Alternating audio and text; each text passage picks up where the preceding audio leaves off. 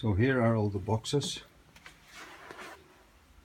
in the storehouse, right from floor to ceiling, filled up in this room and also in this room.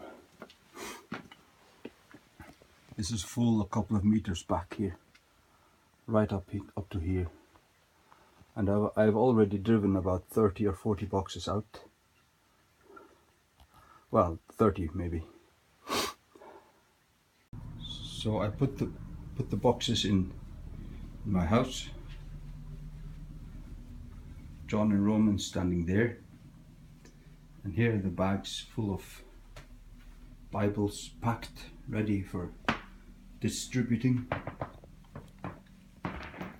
And so I sit here, I put the Bibles there and John Romans here and chick tracts here that I put in, and I put it in this bag, put sellotape on it, and it looks like this. 2 John and Romans, 2 chick tracts and 1 Bible in one bag.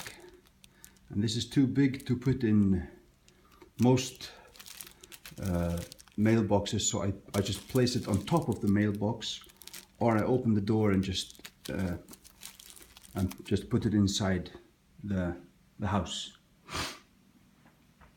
Here are also boxes that have been made ready for distributing.